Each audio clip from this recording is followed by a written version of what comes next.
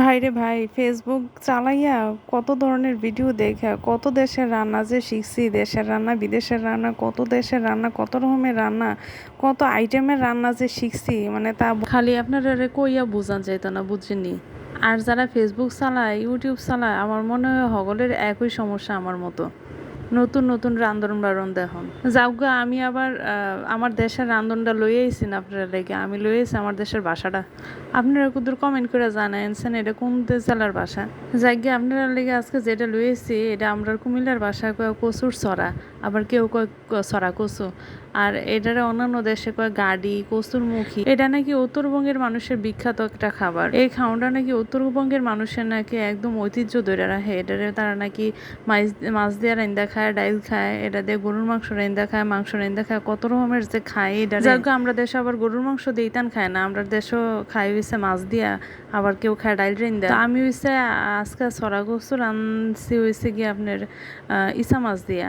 আমরা দেশে আবার চিংড়ি মাছ ইসা মাছ কয়। কথায় কয় না এক দেশের গালি এক দেশের বুলি। ফেসবুক চালায় যেমন অনেক দেশের রান্নাও শিখছি, আবার তেমন ফেসবুক চালায় আবার অনেক দেশের ভাষাও গেলাম শিখছি। ইসা মাছ খাইলে নাকি সবচেয়ে বেশি ক্ষতি হয় হার্টের।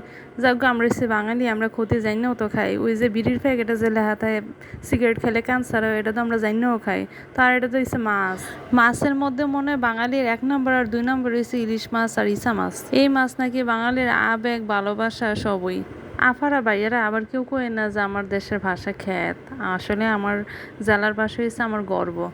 আমরা আবার হগলতানই পারি, মধ্যবিত্ত ঘরের সন্তানেরা সবকিছু লেগে আমরা শুদ্ধ করে যেমন কথা কইতে পারি, আবার নিজের জেলার ভাষাটারও ধরে রাখতাম পারি, বুঝছেননি।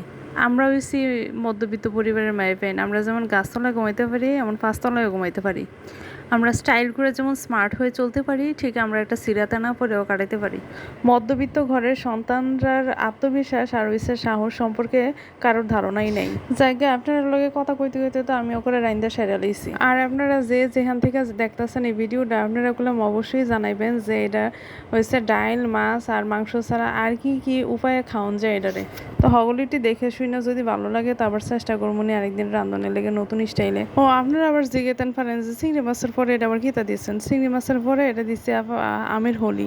আমার আবার এই কচুর ছড়ার মধ্যে কুদুর একটু টক না লাগলে আবার খাইতে মন চায় না। এটার মধ্যে একটু আমের হোলি, না হয় হয়েছে কাঁচা আম, না হয় একটু জলপাই, না হয় চালতা, মানে কয়েক পিস সাইরা দিলে হয়েছে গিয়া মানে তরকারির টেস্টটাই অন্যরকম হয়ে যায়, অন্য লেভেলের হয়ে যায়। আবার বেশি না, হাতে গোনা কয়টা সাইরা দিলে এটার কুদুর মজাটা ভালাই আর কি। আমার কাছে এমনি ভালো লাগে আর কি। আপনারা যেমনি ভালো লাগে আপনারা এমনি রানবেন। আচ্ছা ঠিক আছে, আজকে এই পর্যন্তই। আপনারা সবাই সুস্থ থাকেন, ভালো থাকেন।